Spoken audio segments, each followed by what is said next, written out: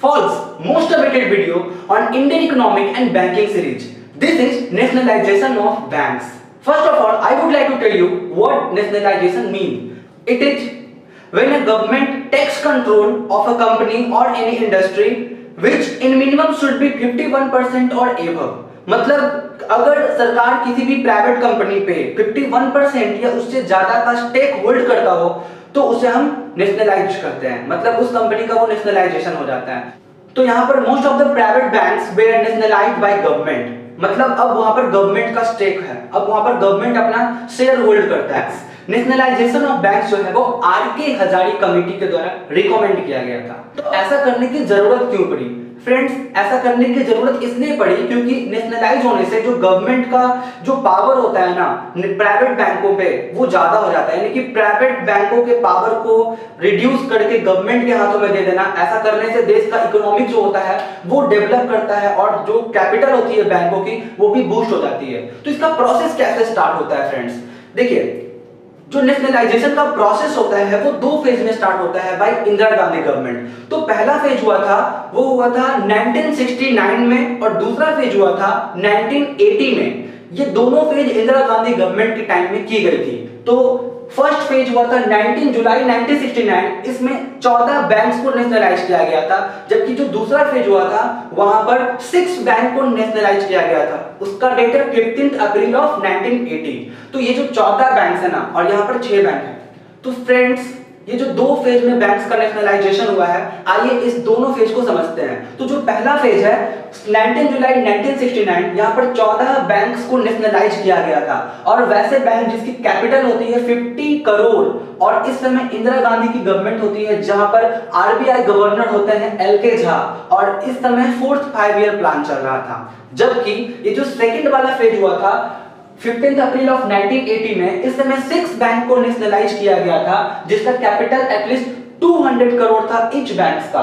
यहाँ पर भी जो गवर्नमेंट थी वो इंदिरा गांधी की सरकार थी और लेकिन यहाँ पर जो आरबीआई का गवर्नर था वो था आर.जी. पटेल और इस समय 6th 5 ईयर प्लान का टाइम चल रहा था। ये 5 ईयर प्लान क्या होता है ये पॉलिटी और इकोनॉमिक वाले स्टूडेंट्स अच्छे से समझते होंगे। अगर आप नहीं जानते हैं तो मैं आपको सारा एक लिस्ट प्रोवाइड कर दूंगा कि कौन कौन से 5 ईयर प्लान किस समय हुए थे और फिर किस तरह ये नीति आयोग में बदल गया।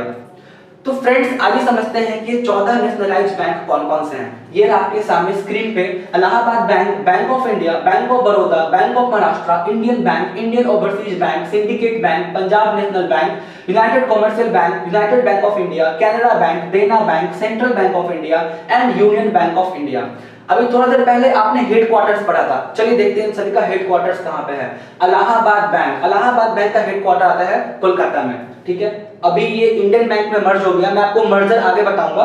Bank of India, bank of Baroda, bank of Maharashtra, ठीक है। इन तीनों बैंक में देखते हैं। बैंक ऑफ इंडिया जो है इसके लास्ट में इंडिया आया है, मतलब इसका हेडक्वार्टर मुंबई में है। Bank of Baroda, Vadodara district of Gujarat वहां पर है। महाराष्ट्र में बैंक ऑफ महाराष्ट्र का हेडक्वार्टर पुणे आता है। इंडियन बैंक, अब देखिए आपने याद किया होगा, इंडियन बैंक हो या फिर इंडियन ओवरसीज बैंक हो, इन दोनों का हेडक्वार्टर आता है चेन्नई में, ठीक है। सिंडिकेट बैंक, हाँ मैंने नहीं बताया था, अभी बता देता हूँ। सिंडिकेट बैंक का जो हेडक्वार्टर है वो आता है मणिपाल, जो कि आई थिंक कर्नाटका में है।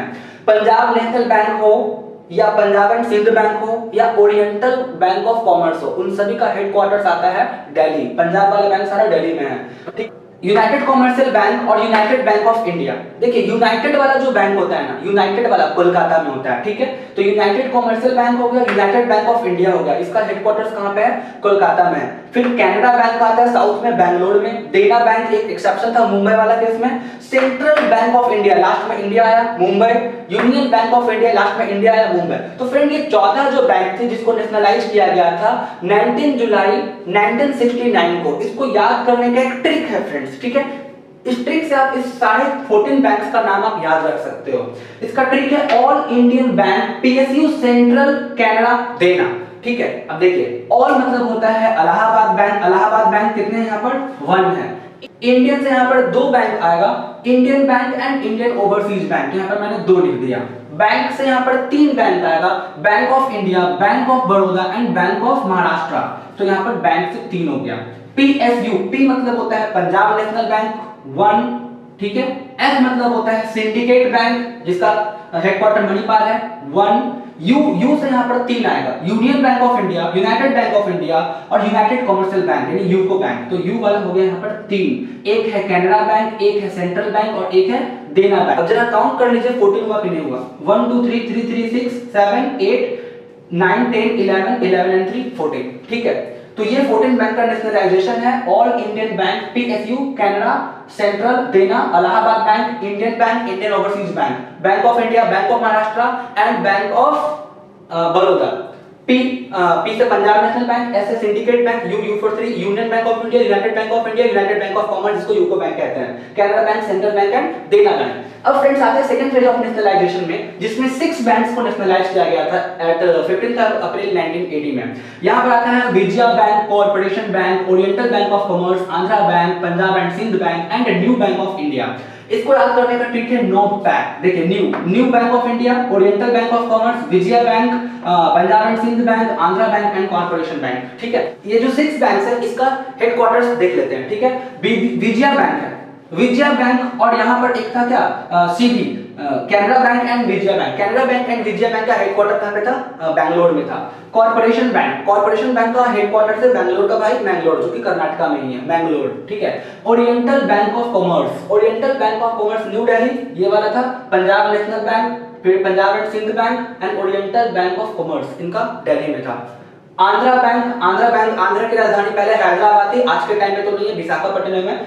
आंध्रा बैंक की जो हेडक्वार्टर्स है वो है हैदराबाद में। पंजाब एंड सिंध बैंक, पंजाब वाला बैंक हो गया new Delhi. New bank of India, अभी देखिए ये पीएनबी के साथ मर्ज हो गया 4 सितंबर ऑफ 1993। तो ये जो पीएनबी के साथ मर्ज हो गया तो पीएनबी का जो हेडक्वार्टर्स है न्यू दिल्ली, वो इसका भी हेडक्वार्टर्स हो जाएगा। ठीक है, तो इसको याद करने का ये ट्रिक हो गया। ये तो था हमारा nationalization of banks. I hope it's clear to you. अगले वीडियो लेक्चर में हम पढ़ेंगे मेगा मर्जर्स ऑफ बैंक। इन सारे बैंक्स को मर्ज करके ये जो पब्लिक सेक्टर्स बैंक होती है, नेशनलाइज्ड बैंक होती है, इनकी संख्या कितनी, बहुत सारे प्रॉब्लम्स होते हैं, तो हम लोग इसको डील करेंगे। ठीक है, जो मेगा मर्जर्स होती है, मेगा मर्जर कैसे हुआ था बैंक्स का, वो हम लोग पढ़ेंगे अगले वीडियो लेसन में। Till then thank you very much.